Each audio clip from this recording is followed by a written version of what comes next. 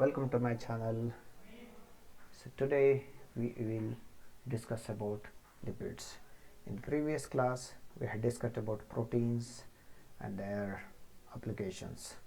So lipids are nothing but a group of organic compounds that include fats, oils, waxes and some hormones. So usually lipids, when you recall it as a fats or oils, right? So these are schematic representation of lipid molecule.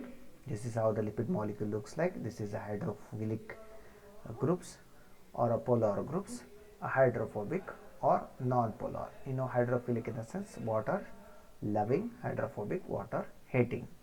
So next, the structure of lipid bilayer. This is how lipid bilayer looks like. It is one set of lipid layer, another set, right? So here all are non-polar, oil are non-polar. That means they are water hating groups. But here aqueous phase, water loving groups. So next, it is also can be a micelle. Micelle in the sense like a spherical structure, right? Non-polar phase inside, outside aqueous phase. Understood? So some of the examples are there. Phospholipids, triglycerides are the examples. And roles of lipids. So there are many roles for the lipids or functions. First one is energy storage. It's like they will act as just what you say, when we have a lot of food, after eating food we will keep some food aside, right, in fridge or somewhere. We will store the food so that we can have whenever we run out of food. It's a similar way they will act as energy storage. So lipids are a major source of stored energy in the body, and they can be broken down to release energy when it is needed. Whenever it is needed is when you skip your meals, when you are fasting, during those kind of these fats or lipids will be converted into the energy. Next, insulation. Lipids can help to insulate the body, helping to regulate the body's temperature and protect against the heat loss of the body. Next, cell membrane structure. So lipids are a major component of a cell membrane, helping to maintain their fluidity and stability. Now we saw that hydrophilic, hydrophobic, right? So because of these structures only, we can maintain the body's fluidity and stability of cells or cell membranes, especially in cell membranes it will be helpful.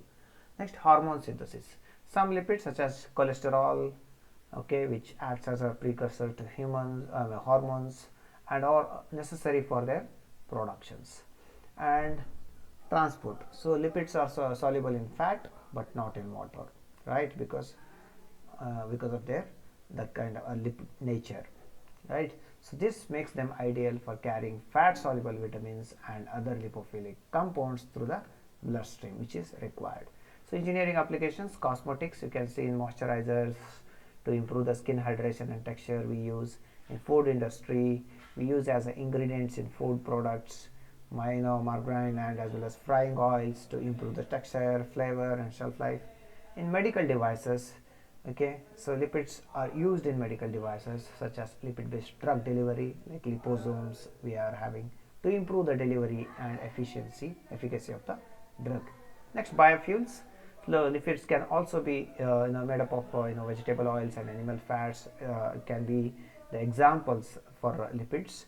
So these examples like vegetable oils and animal fats can be converted into biofuels such as biodiesel, bioethanol, and to provide a renewable source of energy. Next, surface modification. Lipids can be used to modify the surface of the properties of the materials such as metals and as well as polymers to improve their performance and biocompatibility. So when you are using, for example, here metal they have mentioned, no? So for example, metal nanoparticles, when you are using it for a drug delivery purpose, you are going to coat them along with the lipids so that they will be more biocompatible, and which is required, which is a property inside the human being when you inside the body. So next, surfactants. So lipids are used as surfactants, which are compounds that reduce the surface tension and improve the mixing of oils and water based substances. Whenever there is a surface tension is high, the oil and the mixing of oil or water based substances will be very less. So to improve that, it decreases the surface tension, so it will act as surfactants also. Lipids as biodiesel. Lipids can be converted into biodiesel, which is a renewable source of energy. Biodiesel is a typically produced by the trans-esterification vegetable oils and animals. Just now we saw by using vegetable oils and animal fats, we trans-esterificate them in the alcohol. So we'll be getting the methanol to form a methyl alcohol. So that we'll be getting methyl alcohol esters. That is nothing but biofuel. So the resulting biodiesel can be used as a drop in replacement of the traditional biodiesel traditional diesel fuels in internal combustion engines. So advantages: renewability. So since it is a renewable resource, so definitely lipids are renewable resource, and they can produce from a variety of sources such as vegetable oils, animal fats, and microalgae. You don't need any petroleum resources. Next, reduced emissions. Since it is not depending on the traditional diesel fuel, definitely emission can be reduced. Improved performance. So since this is coming from the natural stuff, so we can expect the high efficiency and reducing the engine wear and tear issues or drawbacks. Next, biodegradability. Since it is a natural polymer or a natural molecule, biodegradability is a biodegradable definitely, and which reduces the risk of environmental contamination in the event of spill. Spill in the sense, whenever they are getting the crude oil from the Middle East or some other countries, what happens in the ship, sometimes oil will spill. Okay, the leakage will be there. Because of it, the lot of oil spill will be there in the ocean. Because of this, so most of the aquatic animal will be get affected. So in order to avoid that, you can use this particular lipids as biodiesel, so that you can avoid those kind of events. So the process of obtaining biodiesel from the lipids, how you are going to take? First, raw material preparation. First you have to prepare the raw material. How? The lipids such as vegetable oils or animal fats are collected, purify them, and then make sure that impurities are not. Now the pure lipids you are having, like oil or animal fats. So next step is trans-esterification.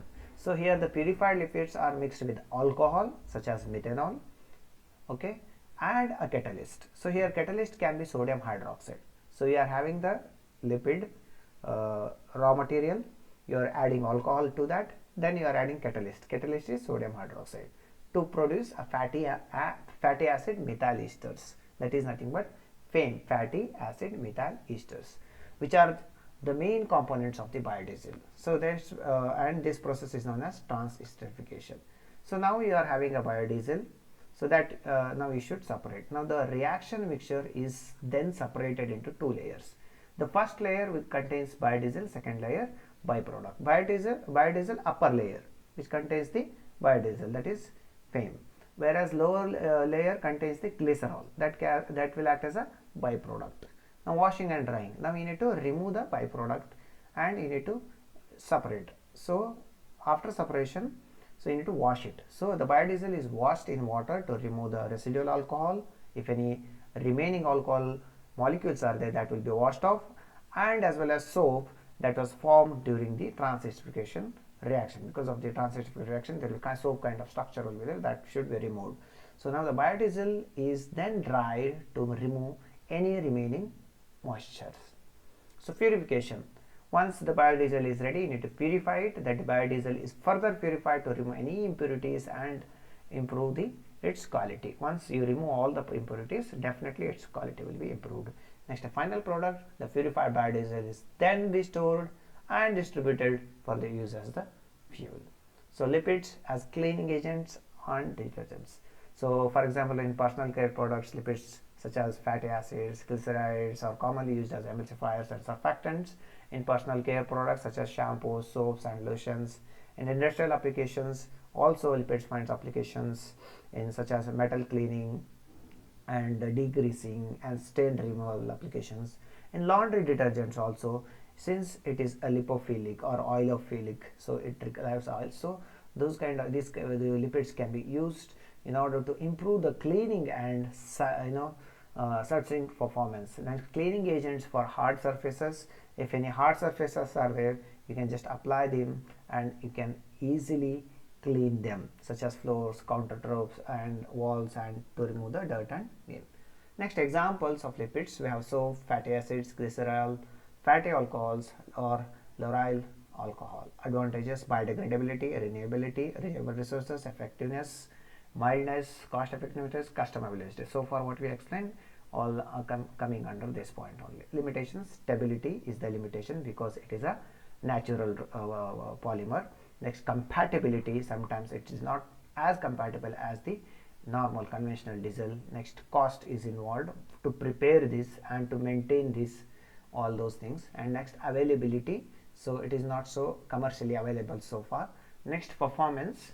Okay, sometimes it may affect the performance based on where on what particular vehicle you are using, and it is not much clear as of now. Next, regulation. So regulation in the sense, we know that if you come up with any new product, especially natural or any kind of stuff, then you'll have to get approval from the many regulatory bodies. So like FDA in America, European Union in Europe, and Japan also. So working principle, it's very simple. Since it has got oilophilic, so oils related to oil, so it is ability to dissolve the the grease and oil, so it can remove. So enzymes we will discuss in the next class. Thank you. That's it.